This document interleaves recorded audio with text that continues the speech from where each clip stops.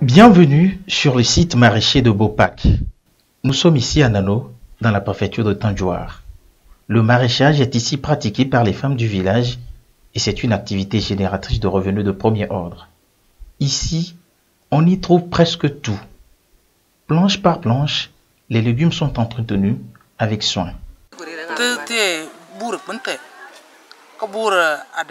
Ici, nous faisons le maraîchage, en particulier les légumes. Nous faisons l'oseille de Guinée, nous faisons la Guinée, nous faisons beaucoup de choses. On vend ça dans les petits marchés, qui sont les marchés environnants de notre localité.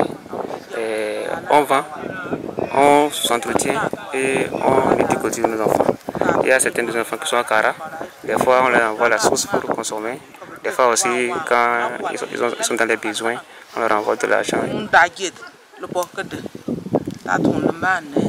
Depuis plus d'un an, et dans l'optique d'éduquer les communautés à la protection de l'environnement, l'ONG Recherche, Appui et Formation aux initiatives d'autodéveloppement RAFIA soutient la communauté des maraîchers de cette localité à travers la mise en œuvre du projet Gestion des terres et des forêts du consortium agronome et vétérinaire sans frontières AVSF.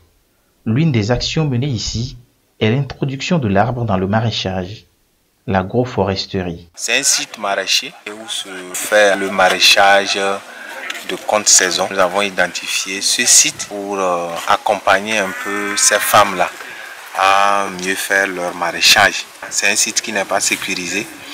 Donc elles ont tous les problèmes avec les animaux, les moutons par ici, les bœufs par là.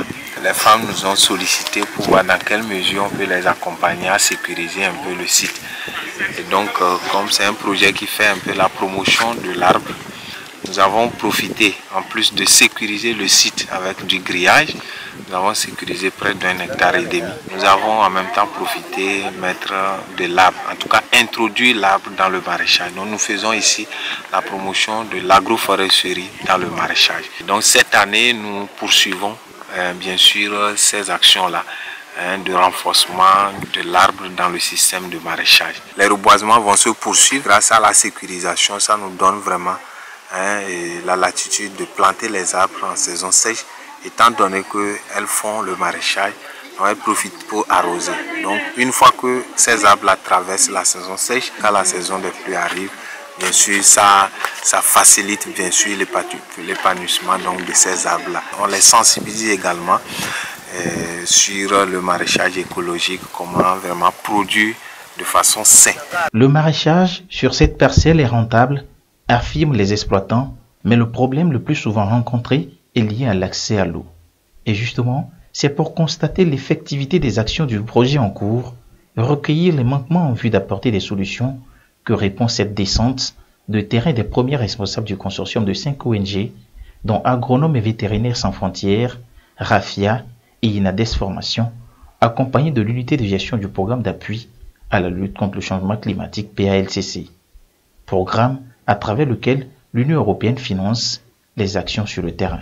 Vraiment, nous voulons travailler beaucoup, mais on a problème d'eau. Par rapport aussi au grillage, on a mis le grillage, mais c'est avec les bois, les piquets sont en bois. Donc si on pouvait mettre les piquets en fer, soutenir par le ciment, ça devait beaucoup nous arranger. Nous remercions l'Union européenne pour vraiment son accompagnement, parce qu'aujourd'hui nous sommes satisfaits et nous demandons à l'Union européenne de venir à notre aide pour qu'on puisse s'épanouir. C'est vraiment quelques puits qui sont installés sur le site et ces puits-là n'arrivent pas véritablement à satisfaire les femmes pour le maraîchage. On envisage voir dans quelle mesure nous pouvons ajouter peut-être 1 ou 2 puits. Voici ça peut, en tout cas un temps soit peu les soulager. Cet appui dont bénéficie la communauté des maraîchers de Bopak est l'une des preuves de l'effectivité de la mise en œuvre du projet renforcement de la résilience des communautés locales par une gestion concertée des écosystèmes forestiers et des terres dans les régions centrales, Kara et Savane du Togo, financées par l'Union européenne.